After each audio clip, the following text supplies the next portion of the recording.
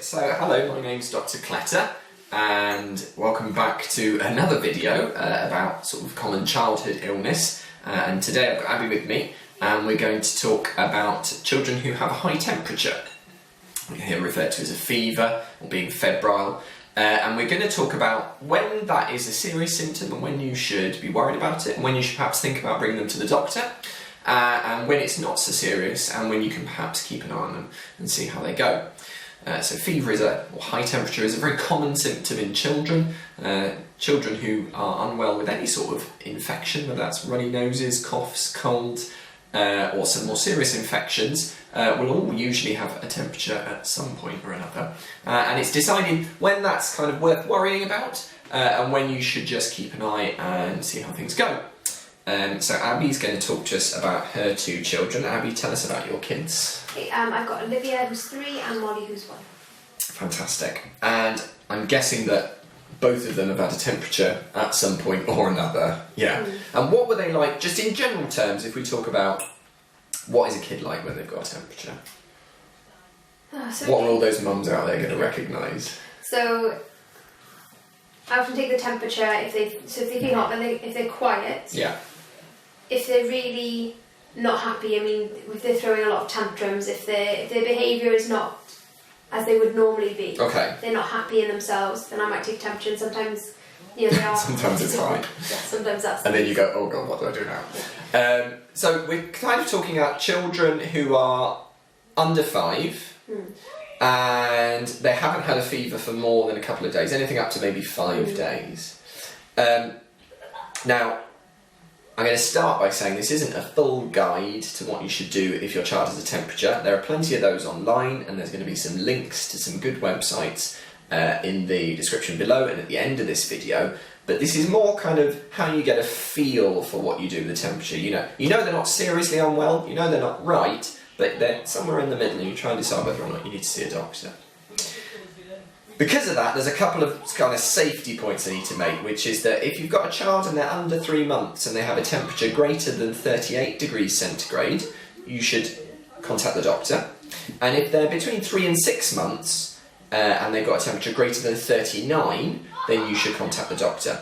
But older than 6 months, how high their temperature is a bit of a grey area. Have you found that how high their temperature is, so maybe if it's up to 40, was a better show of how unwell they were than if it was just over, maybe 37 to 38, something like that? No, I mean, when she had pneumonia and up in the paediatric assessment unit, her temperature, when they measured it, was sort of 38.5, which isn't that high. No, it's not that high. Sorry. Other times when she's been well with a fever or a temperature, it's been sort of 40. Yeah. So I've not seen it correlate myself yet. No, because I think it's a very natural thing that you look at it and kind of the higher the number, the more you worry.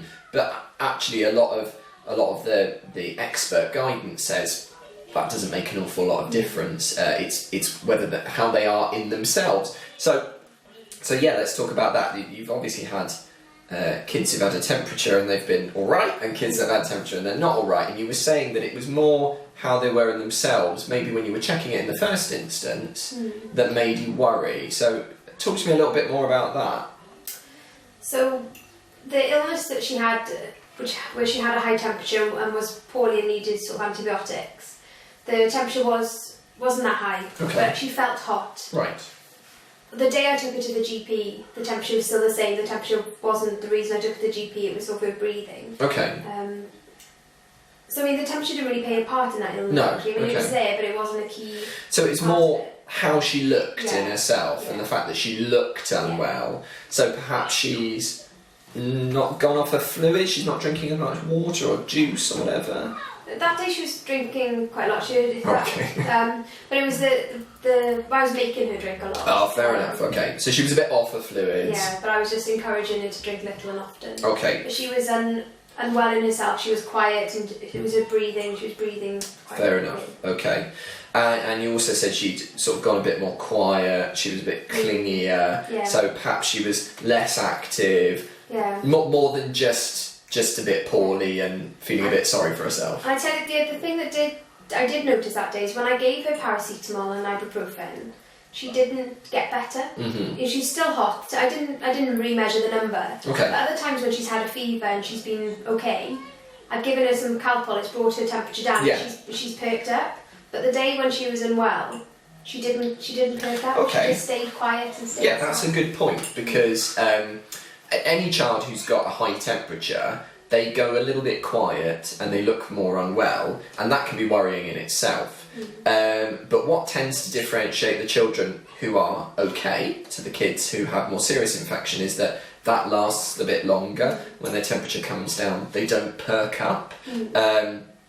And the best way I saw it written down was that, you know, if a kid's got a high temperature and they're a bit not quite themselves, and you think, they look a bit poorly, and you give them some Calpol and an hour later they're running around and they're a lot better, that's a good sign. So it's kind of that working out that grey area, isn't it? Okay. Now, we're going to move on to the tricky subject of rashes now, because lots of children who have a temperature will have a rash. Have either of yours ever had that temperature and you thought, I'll check them over, and you've seen a rash and you thought, what do I do now? Yes, I mean, that's one of the things. If they've got a temperature and I don't know, I mean, if she's coughing and has got a temperature, then the two are probably related. If she's got a cold and she's got a temperature, then the two are related. So I'm normally happier then. But if all of a sudden I just find she's hot and a bit quiet, I do tend to strip them off and have a look. Yeah. Just for any rashes. And I know about the glass test. Okay. Look for something, whether it fades or not. Unfortunately, she's they've never been sick. They've never had that. They get a bit blotchy when they've got a temperature. And again, if that goes when the temperature comes down, then I sort of ignore that as well. Yeah. So there's a check for a rash. There's a difference between kids who go a bit red and a bit blotchy looking and then that settles, as opposed to kids who've got cold hands and feet even though their temperature is high, or even they start to go mottled as opposed to blotchy.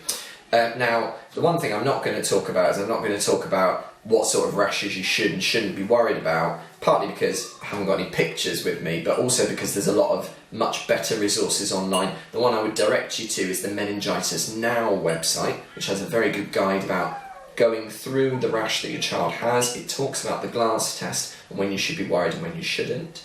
And there are also lots of other online resources that I'll put in the links below. But basically, they can have a rash, and it's important that you think to yourself, does that change things? So if it's the serious kind, you've looked it up and you think, I'm worried about that, that's time to call the doctor.